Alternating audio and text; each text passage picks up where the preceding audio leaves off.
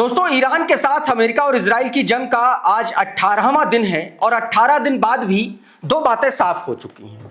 पहली बात तो ये कि जिस सुपर पावर का ढकोसला अमेरिका पूरी दुनिया में बनाए फिरता है वो है नहीं, क्योंकि होता तो दुनिया भर के देशों से गिड़गिड़ाता नहीं। और दूसरा, ईरान ने जो जंग शुरू होने से पहले कहा था कि अगर हमला हुआ तो पूरा रीजन इस जंग के लपेटे में आएगा, वो सच हो गया। आज के इस वीडियो में मैं आपको दो तीन तरीके की अलग अलग खबरें बताने जा रहा हूं। पहला तो यह है कि एक हमला हुआ है बड़ा, और यह हमला हुआ है इराक के एक होटल पर।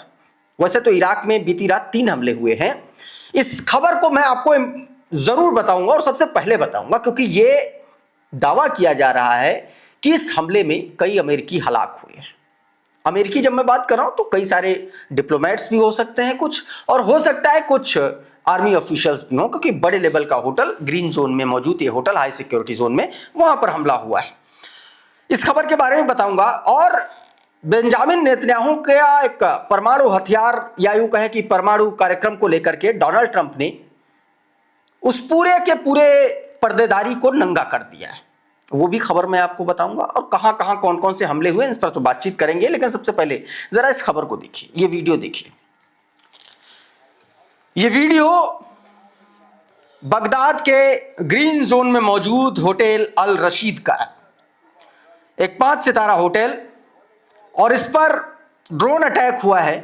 18 माले का यह पूरा होटल है, और यह होटल इसलिए जाना पहचाना जाता है क्योंकि इस होटल में बड़े डिप्लोमेट्स, बड़े जर्नलिस्ट, बड़े बड़े अफसर इसी होटल में ठहरते हैं। दावा यह किया जा रहा है कि इसमें बहुत सारे लोग मारे भी गए। क्रेडल ने यह वीडियो जारी किया और स्क्रीन पर आपकी यह ट्वीट है, देखिए क्या बताया गया। A drone strike hit Al Rashid hotel in Baghdad green zone, causing fires and thick smoke to rise from the upper floor of the 18th story building। 18 माले की इस बिल्डिंग में धमाका हुआ और धुएं का गुबार और आग जलती हुई आप साफ तौर पर देख सकते हैं। The hotel is known residence for foreign diplomats, विदेशी diplomats, journalist and international personals. मतलब इंटरनेशनल जो एक तरीके से सैनिक होते हैं, ऑफिशियल्स होते हैं, उनके लिए, डिप्लोमेट्स के लिए, और इनके ये ज्यादातर यहाँ पर ठहरते हैं, और उसको निशाना बनाया गया। आगे बताया गया, अभी तक किसी भी ग्रुप ने इसकी रिस्पॉन्सिबिलिटी नहीं ली है, and authorities have not confirm the type of origin of the drone while no immediate casualties were reported. यह बताया गया। हालांकि दावा यह किया जा रहा है कि इसमें 2 से 3 लोग मारे गए हैं, ऐसे ही खबरें निकल के सामने आ रही हैं। तो यह सबसे बड़ा अटैक माना जा रहा है बीती रात का। हालांकि अभी इस होटल पर किसने हमला किया, इराकी रेजिस्टेंस फोर्सेस ने किया है या ईरान की तरफ से हुआ है या दोनों के कोऑर्डिनेशन में यह हमला हुआ है, यह अभी देखना बाकी है। लेकिन एक तस्वीर और देखिए इस बीच। ये अब दावा किया जा रहा है कि अमेरिका का एक और 135 टैंकर जो है वो हिट किया है इराक में, और मतलब इराक के ऊपर एक ड्रोन या मिसाइल हिट की है उसको लेकर के, और उसके बाद आनन फानन में वो जो है इमरजेंसी में इजराइल के बेन गुरियन एयरपोर्ट पर उतरा है। और उसके बाद की ये तस्वीरें हैं, देखिए जरा। सुलेमान अहमद ने ये वीडियो जारी किया है, बताया है कि emergency landing Ben Gurion as KC-135 tanker hit over Iraq. Iraq के ऊपर जो है, इराक के आसमान में इसको किसी ड्रोन या मिसाइल ने हिट किया है, और उसके बाद ये है इमरजेंसी में बेन गुरियन एयरपोर्ट पर उतरा है। एक और तस्वीर देखिए, ये तस्वीर आज रात की दुबई इंटरनेशनल एयरपोर्ट के पास ऑयल स्टोरेज की तस्वीरें, जहां पर ईरानियन ड्रोन स्ट्राइक में इसको तबाह किया गया। आग की लपटों से, उठते हुए धुएं से ये तस्वीरें साफ तौर पर बता रही हैं कि नुकसान जो हुआ है वो बहुत खतरनाक, बहुत बड़े स्तर का हुआ है। क्लैश रिपोर्ट ने यह वीडियो जारी किया। बताया गया, the scale of the fire eight Dubai international airports fuel storage area after Iranian strike. Dubai international airport पर जो है उसका जो ऑयल स्टोरेज एरिया है वहां पर यह धमाका हुआ है।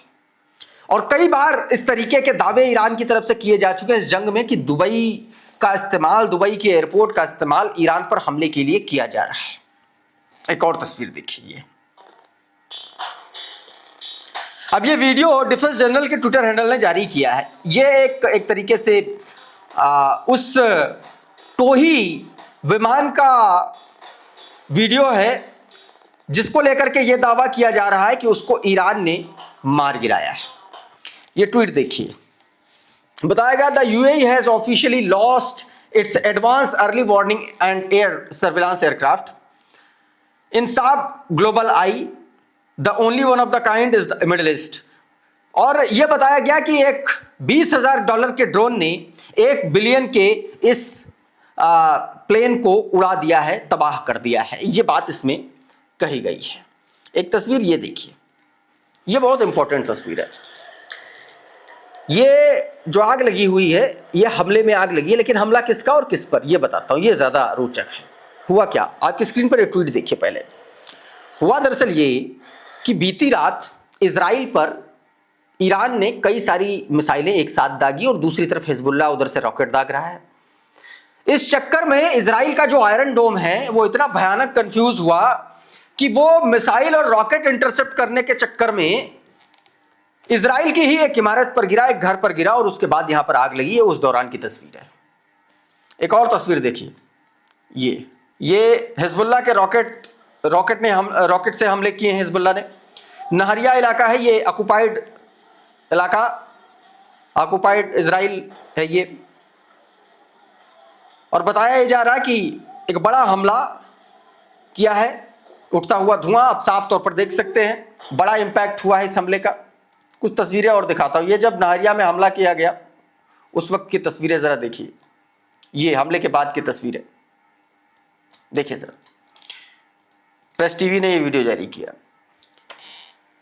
हिजबुल्लाह ने जो कई रॉकेट दागे थे और उसके बाद वहां की जो स्थितियां हैं, आग लगी हुई है, पूरा मलबा बिखरा पड़ा हुआ है, रेस्क्यू का काम चल रहा है। हालांकि जो घायल हैं, जो हताहत हैं, जो मारे गए हैं, उन लोगों को हॉस्पिटल भेज दिया गया। उसके बाद की ये तस्वीरें हैं। इजराइल वैसे भी वो तस्वीरें दिखाता नहीं है।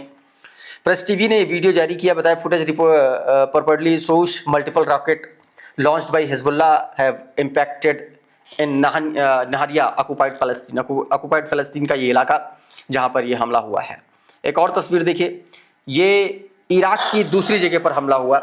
ये इराक की ऑयल फील्ड है, मजनून ऑयल फील्ड, वहां पर यह हमला किया गया है। इराकी मिलिशियाज के द्वारा प्रो ईरानियन इराकी मिलिशियाज ने यहां पर हमला किया। ये ब्रिटिश ऑयल फर्म है, उसका हेडक्वार्टर है जिसका नाम मजनून ऑयल फील्ड है और उस पर यह बड़ा हमला किया गया है। देखिए जैक्सन हिंकल ने ये वीडियो अपने ट्विटर हैंडल से जारी किया है। एक और वीडियो आपको मैं दिखाता हूं, ये जरा देखिए। ये उस वक्त की तस्वीरें हैं जब इराक में बगदाद में मौजूद अमेरिकी एम्बेसी को निशाना बनाया गया ईरानी ड्रोन से, शाहिद 136 से। और उस ड्रोन को रोकने के लिए देखिए एक साथ कितने काउंटर रॉकेट, आर्टिलरी और मोटार सिस्टम दागे हैं। ये उसकी तस्वीरें हैं। इस खबर को आप दूसरी तरीके से भी देखिए।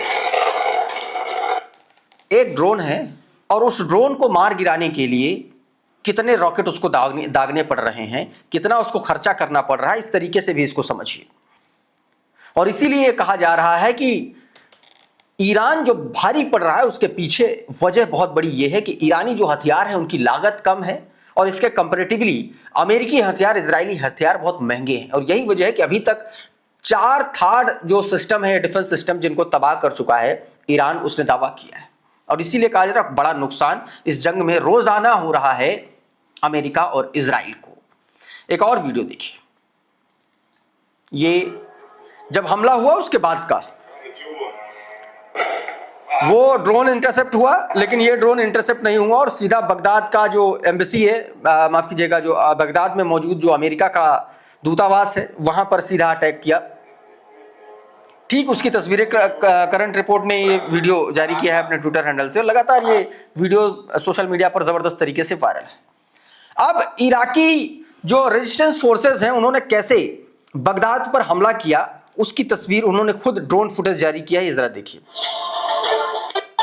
ये देखिए, ये ड्रोन के द्वारा लिया गया वीडियो शूट किया गया कि कैसे पूरा पहले चक्कर काटा हमला करने के पहले और उस ड्रोन को अमेरिका का या जो अमेरिकी दूतावास पर लगा हुआ उनका एयर डिफेंस सिस्टम है वो इंटरसेप्ट नहीं कर पाया। पूरा आसमान में, खुले आसमान में ड्रोन घूमता रहा और उसके बाद सब कुछ मुआयना कर करके रात में ये हमला हो गया। हमला एक और हुआ, ये हमला परसों हुआ था ऐसा बताया जा रहा है, और यह हमला बताया गया कि एरोस्पेस इंफ्रास्ट्रक्चर, इजराइल के एरोस्पेस इंफ्रास्ट्रक्चर पर हुआ था परसों वाले दिन। लेकिन उसका इंपैक्ट जो है वो मैं अभी आपको बता रहा हूं कि अगर वो हमला बड़ा हुआ, अगर वो हमला उसने नुकसान किया इजराइल को, तो आप ये मान करके चलिए कि ये इस जंग का इजराइल के तरफ से सबसे बड़ा टर्निंग पॉइंट होगा। क्योंकि ये जिस जगह पर हमला किया गया वो कहा जाता है, माना जाता है कि वो इजराइल का ब्रेन है। जरा ये ट्वीट देखिए अमरीश मिश्रा का। इन्होंने बताया है, ईरान ने जो दावा किया अपनी 30वीं प्रेस विज्ञप्ति में, ईरान ने दावा किया कि सेना ने दुश्मन क्षेत्र में राफेल हथियार निर्माण और एरोस्पेस उद्योग के केंद्रों पर ड्रोन से हमला किया।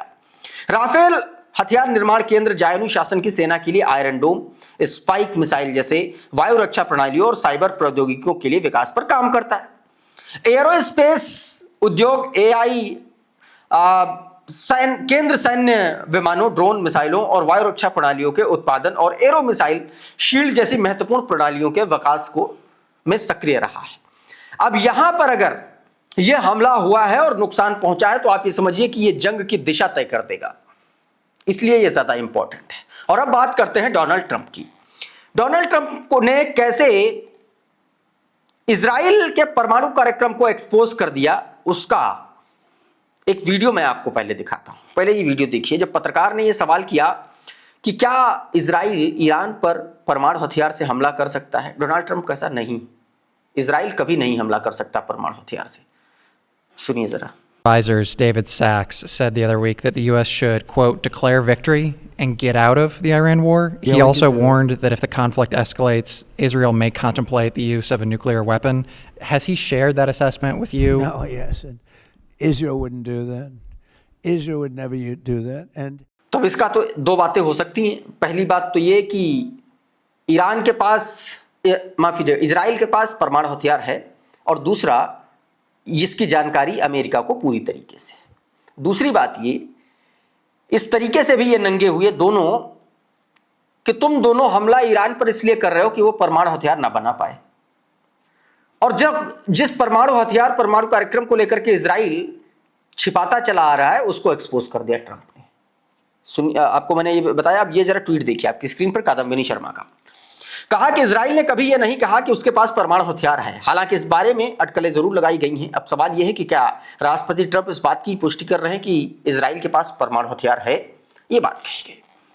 और दूसरा, डोनाल्ड ट्रंप जब जब यह फंसता है तब तब यह धमकाना शुरू कर देता है। पहले यह गिड़गिड़ाया, अब यह धमका रहा है। स्टेट ऑफ हॉर्मुज में तमाम सारे देशों से को लेकर के कहा कि आप लोग हमारी मदद कीजिए, और स्टेट ऑफ हॉर्मुज में आकर के ईरान को घेरिए अपना वॉरशिप ला करके। सब ने मना कर दिया। ये उन देशों की लिस्ट है जिन्होंने मना किया। इसमें Italy, Spain, Japan, Norway, Canada, Australia, Germany, China, Britain, Netherland, South Korea, France, तमाम सारे देश। और उसके बाद में इसने एक बयान दिया, अभी मैं वो बयान सुनाता हूं, जिसमें इसने इमैनुअल मैक्रों को पहले तो मदद मांगी और उसके बाद धमकाने लगा करने का, हालांकि हमको जरूरत नहीं है। पहले ये बयान सुनिए जरा, ये कैसे चित भी मेरी पट भी मेरी वाला हिसाब किताब कर रहा है। इसको उमाशंकर सिंह ने अपने ट्विटर हैंडल से जारी किया, देखिए जरा। Are you confident that France will help with the reopening of Strait of Hormuz? yeah, I mean, sure, I think he's gonna help. I mean, I'll let you know. I spoke to him yesterday. I don't do a hard sell on them because my attitude is, we don't need anybody. We're the strongest nation in the world. We have the strongest military by far in the world. We don't need them. But it's interesting. I'm almost doing it in some cases, not because we need them, but because I want to find out how they react. Because I've been saying for years that if we ever did need them, they won't be there. Not all of them, but they won't be there. I was very surprised with the United Kingdom. अच्छा, इस पर Iran के विदेश मंत्री Abbas Araghchi ने इसको घेर दिया। घेर क्या दिया, इसकी मौज ले ली। कहा कि हाँ भाई, तुम तो कह रहे थे कि बिना शर्त सरेंडर कर दे ईरान, अब तो तुम खुद ही सरेंडर हो, दूसरों से मदद मांग रहे हो। ये ट्वीट देखे जरा, कोट एंड कोट, अमेरिका जो बिना शर्त सरेंडर चाहता था, अब दूसरे देशों से हॉर्मुज को फिर से खोलने की अपील कर रहा है। बयान सुनिए अब्बास अरागची का। साल गुज़श्ते فکر می‌کنم در تاریخ جمهوری اسلامی ایران بی‌نظیر هست. ما یک جنگ رو پشت سر گذاشتیم و یک جنگ رو هم در دست داریم. شهدای زیادی رو تقدیم کردیم. तो साथियों, अभी के इस वीडियो में बहरहाल इतना ही. बहुत बहुत शुक्रिया, बहुत बहुत धन्यवाद. आप जुड़े रहिए आपके अपने चैनल द लाइव टीवी के साथ. नमस्कार.